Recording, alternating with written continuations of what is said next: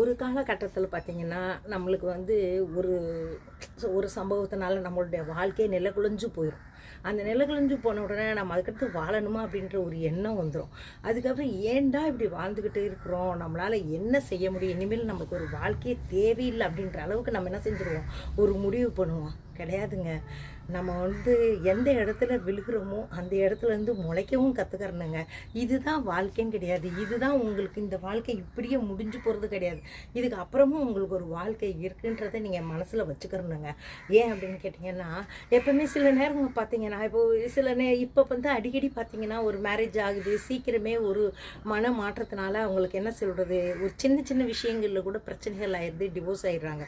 அப்போ டிவோர்ஸ் ஆன உடனே இதோட என் வாழ்க்கை முடிஞ்சு போச்சு, இனி நான் என்ன பண்ண போகிறேன், இனி நான் எவ்வளோ காசு கடன் நான் வாங்கி நாங்கள் ஒரு கல்யாணத்தை முடிச்சு வைக்கிறாங்க, அதுலேயே நம்ம போயிட்டு ஒரு ஃபெயிலியர் ஆகிட்டோமே அப்படின்னு சொல்லிட்டு இனிமேல் நம்ம வாழ தகுதியானவங்களா அப்படின்ற ஒரு எண்ணம் வரவே கூடாது. சில நேரம் சந்தர்ப்பத்தில் குழந்தைங்களோட வருவாங்க. அப்போ அந்த குழந்தைங்களுடைய கதி என்னாச்சு? அதனால் நீங்கள் இந்த மாதிரி முடிவு எடுக்கக்கூடாது. எப்பயுமே என்ன பண்ணணும்னா, சரி நடந்தது நடந்து போச்சு, ஆனால் அதுக்கு அடுத்த கட்டத்துக்கு நம்ம என்ன செய்யணும், ஏதோ நம்ம படிச்சிருந்தோன்னா நீங்கள் நல்ல ஒரு வேலைக்கு போக ஆரம்பிங்க. உங்கள் குடும்பத்தில் உங்கள் பிள்ளைகளை உங்களையே தலை நிமிர்த்தி உங்களுடைய வாழ்க்கை முறையை வாழ கற்றுக்கங்க. அதை விட்டுட்டு தப்பான இந்த முடிவுக்கும் போகாதீங்க. உங்களுடைய குழந்தைங்களையும் அப்படியே நிர்கதியாக விடாதீங்க அப்படின்றது என்னுடைய தாழ்மையான கருத்து. இன்னொரு விஷயம் பார்த்தீங்கன்னா, இந்த ஒரு விஷயங்கள்லாம் கிடையாது.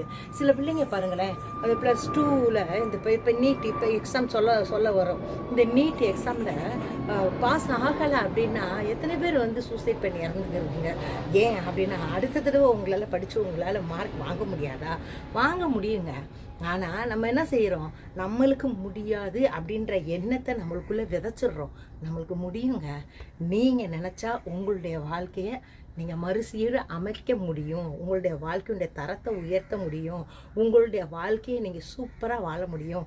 வாழ முடியாத அந்த வாழ்க்கையை உங்களால் சிறப்பாக வாழ்ந்து மற்றவங்களுக்கும் உதவி செய்ய முடியும். அது நீங்கள் நினச்சா மட்டும்தான்.